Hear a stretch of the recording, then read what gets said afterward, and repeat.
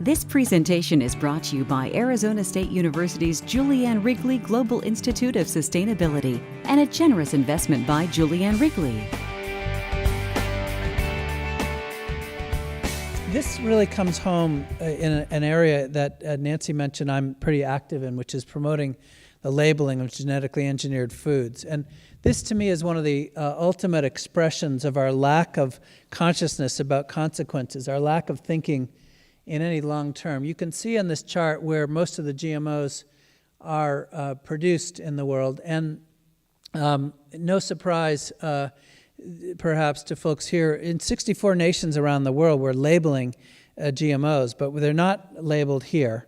I think there's an inverse correlation here between our production level and the fact that we don't allow individuals to choose whether or not to consume these products.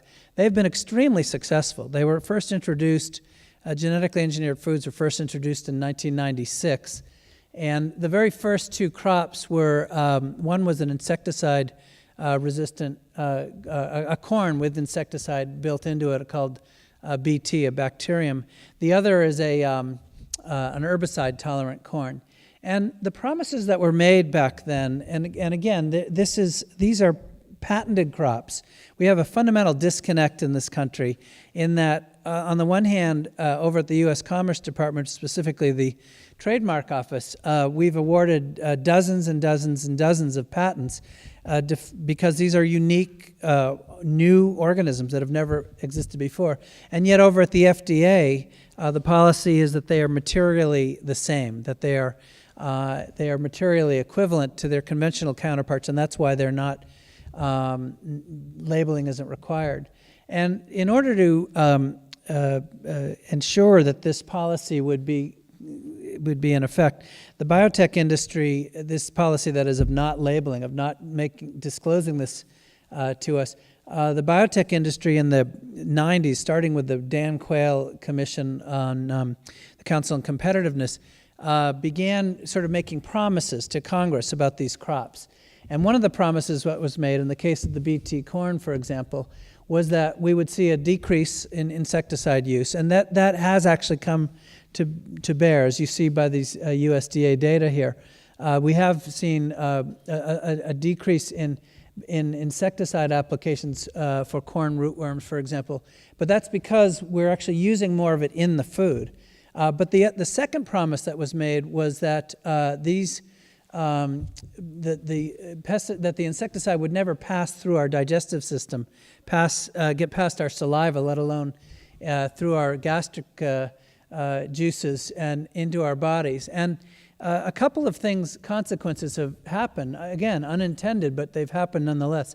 One is that we're now seeing corn rootworms, and particularly here in the West, that are now developing a resistance to what used to be a very effective insecticide. In fact, Bt, there's nothing particularly harmful about Bt in the concentrations in which we used to use them. It's even approved by organic standards, but now we're using them, or consuming them, I should say, and they're in our bodies at much higher concentrations, and we actually have no idea what those consequences are because there's been no long-term studies. But in fact, what has happened in nature, the bugs or the insects, in this case, the rootworms, when they're under assault, they don't wait around to do focus groups like we do to figure out what's next. They actually evolve rather quickly. And indeed, the corn rootworm, one of the great concerns now is that you have this entirely resistant species now, and many more in the pipeline. And again, that other promise that was made was debunked about 3 years ago. In research that's now been repeated on multiple studies on multiple continents, showing, in fact, that these proteins are actually now in our bodies and getting through, unlike the promises that were made. The second major trait that was engineered into these crops, where there's even, I think, greater long-term concern, is the herbicide-tolerant trait. This, of course, has been very, very effective. Some herbicide-tolerant corn and soy now make up roughly 90% of the corn and soy that we consume, roughly 80-something% of the cotton.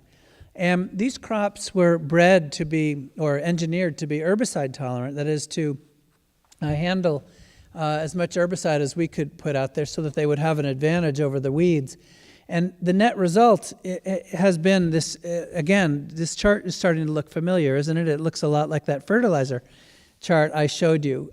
Specifically, we've seen an increase of now over 500 million pounds, and that's just through 2011. The 2012 data is just coming through now, and it's expected, again, the increase continues. So we've seen where we were promised that herbicide usage would decrease. We've seen the exact opposite happen.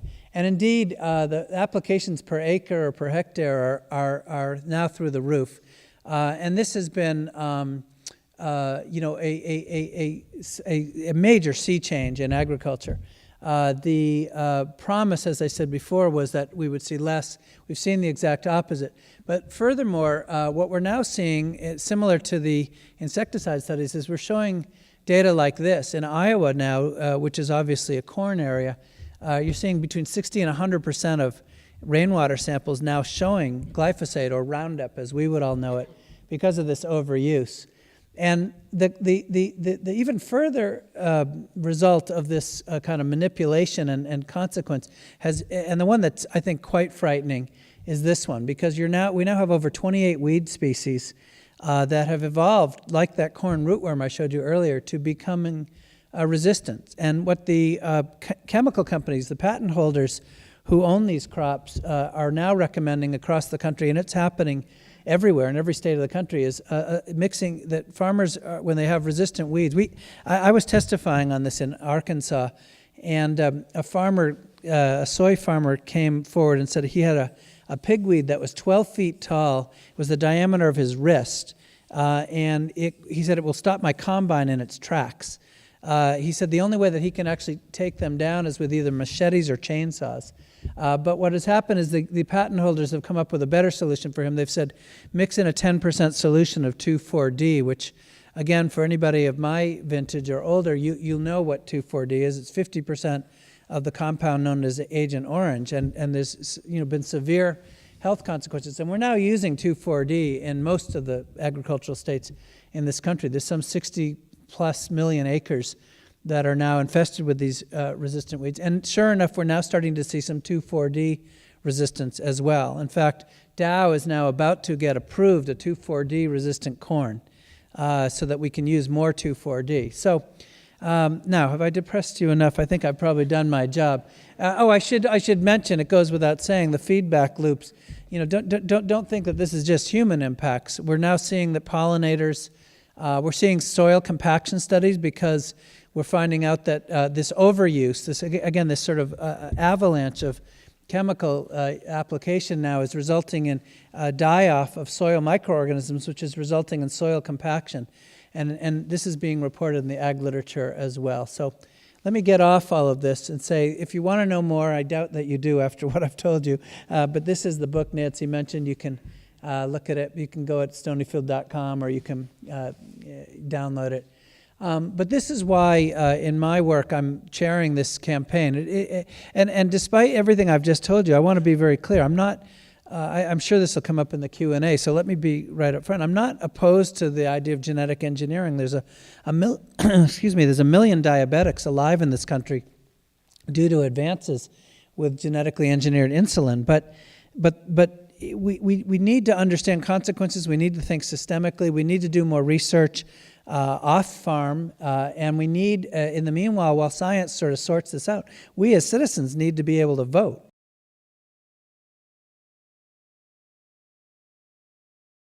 This presentation is brought to you by Arizona State University's Julianne Wrigley Global Institute of Sustainability for educational and non-commercial use only.